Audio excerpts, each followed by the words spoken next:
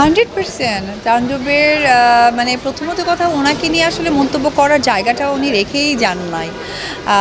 এখন পরিবারের মানুষ তারপরেও এত কাজ করেছে আমার সহশিল্পী এবং বাংলাদেশে শাকিব খান অপু বিশ্বাস সবচেয়ে বেশি সংখ্যা সিনেমা করেছেন। তো সেই জায়গা থেকে এখন আমারই অসম্ভব ভয় হয় তাকে নিয়ে কোনো মন্তব্য করার।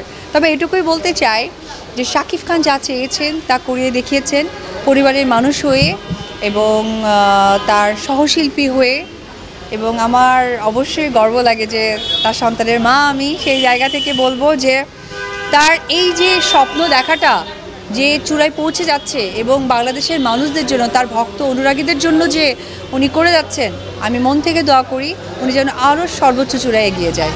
Very good. এবং সাবিলা নূর এত ভালো কাজ করেছে এবং she was very lucky because তার ডেবিউ হচ্ছে শাকিব খানকে দিয়ে। এটা তার জন্য অনেক বড় একটা সৌভাগ্যের। একজন সেলিব্রিটি, একজন অভিনেত্রী হিসেবে আমি মনে করব যে বাংলাদেশের অভিনেত্রী হিসেবে আমি মনে করব যে এটা অনেক বড় একটা প্রাপ্তি তার জন্য। হ্যাঁ, সে এই কথাটা আমি অনেকবার বলেছি, আবারও বলতে চাই, সৌভাগ্যের ব্যাপার শাকিব খানের সাথে এখন কাজ করার।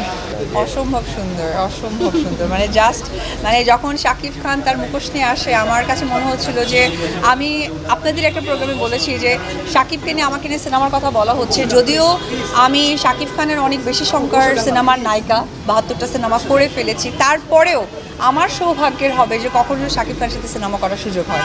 টিজারটা কেমন লাগছে? ভীষণ সুন্দর, ভীষণ সুন্দর। Thank you.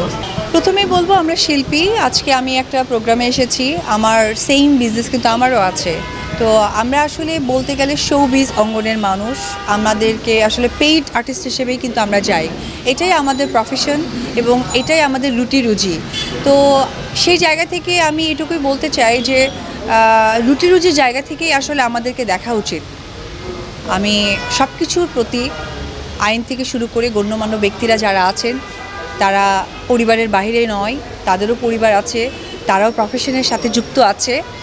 আমরা যারা শোবিজের মানুষ, বিশেষ করে আমি আমার কথাটাই বলবো, আমি অপু বিশ্বাস, আমরা আসলে শোবিজের মানুষ। আমরা মানুষকে বিনোদন দিই আর এটাই আমাদের রুটি রুজি, এটাই আমাদের জব। সেই জব থেকে আমাদের যে আর্নিংটা আসে ওটাতে আমাদের সন্তান, পরিবার, আমরা সবাইকে দেখি। সো আমাদেরকে শোবিজের জায়গাটাই আপনারা রাখবেন, শোবিজের মানুষ হয়ে আমি থাকতে চাই।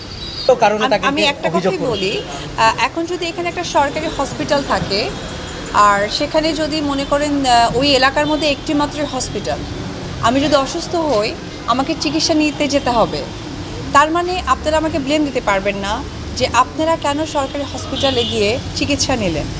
তো আমার ব্যাখ্যাটা এটাই থাকবে যে আমরা শিল্পী, আমরা শোবিজের মানুষ, শো অফ করাটাই আমাদের প্রফেশন। সো আমি এই কথাটাই বলবো যে আপনারা সকলেই অসম্ভব বুদ্ধিমান আর আমাদের বাংলাদেশের আইনের প্রতি আমরা সকলেই শ্রদ্ধাশীল। আর আমরা গর্বের সাথে বলি যে আমরা আসলে বাংলাদেশি বাঙালি, যেটা আমাদের সবচেয়ে গর্বের বিষয়। সেই জায়গা থেকে আবারও নোটেড দ্য পয়েন্ট যে আমরা শিল্পী, আমরা সকলে।